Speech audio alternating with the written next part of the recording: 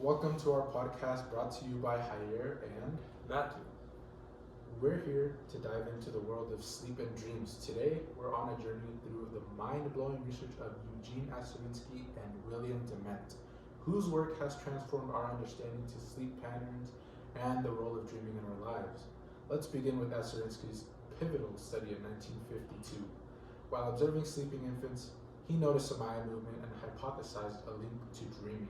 Expanding his research to include adults, Aserinsky and his colleague Nathaniel Kleitman monitored participants' eye movements during sleep.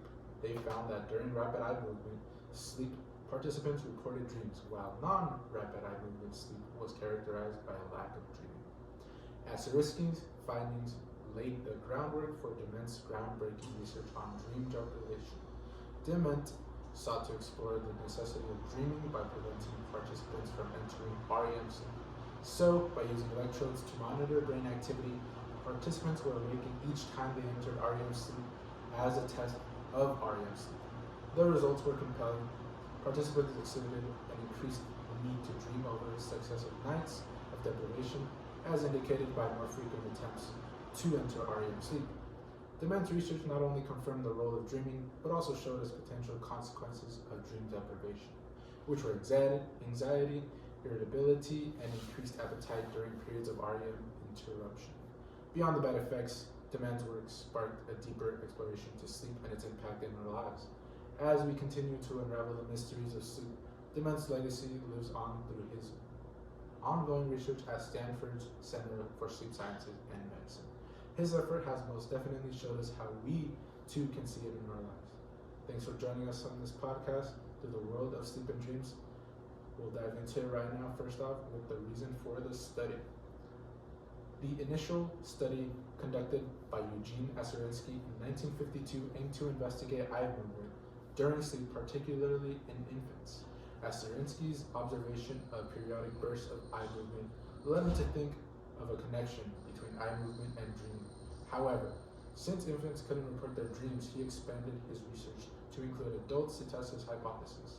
This study showed the reason on why REM in court due to curiosity. Around the same time of Aserinsky's findings, Dement was beginning his decades of groundbreaking research into sleep and dreaming.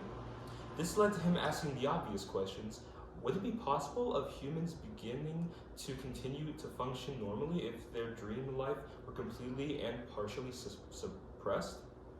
Should dreaming be considered necessary in a psychological sense or a philosophical sense, or both?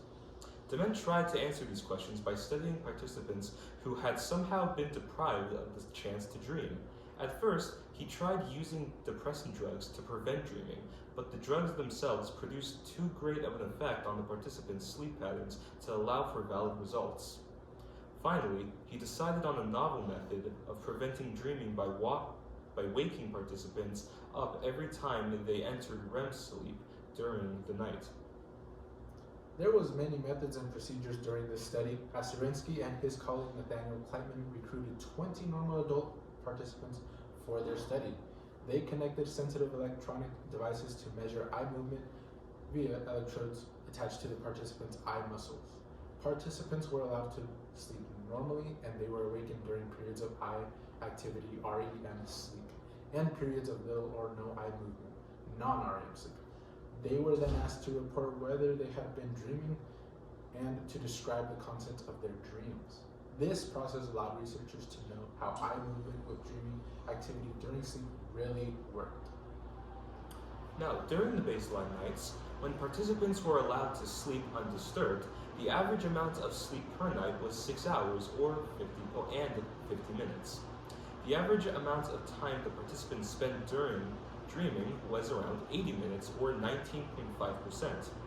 Dement discovered in these results from the first several nights that the amount of time spent dreaming was remarkably similar for participant to participant.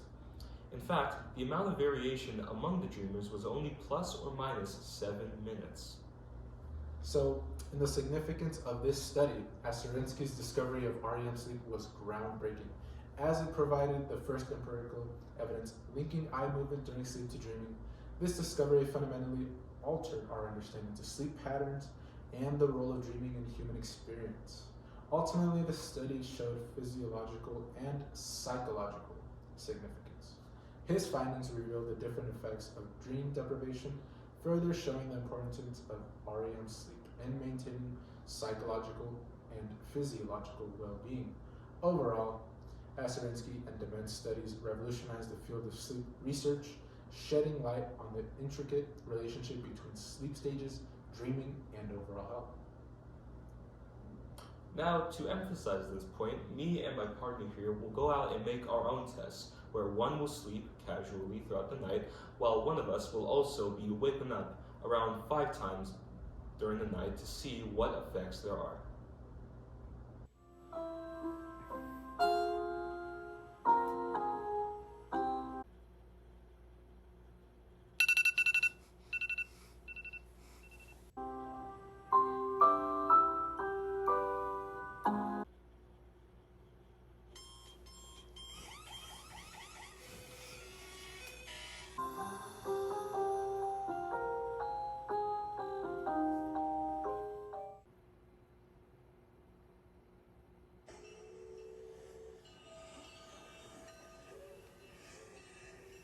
How?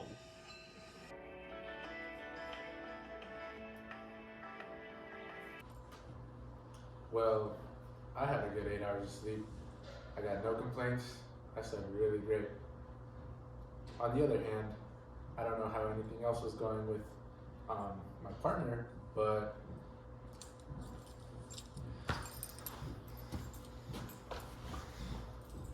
doesn't look too well for him.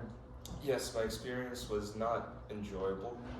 I was woken up several times throughout the night and had a very much lack of REM sleep, which was, as I said, not enjoyable. I will never do this again. Thank you very much for joining us. I have been Matthew. And I'm Jair. Thank you for another episode of our podcast.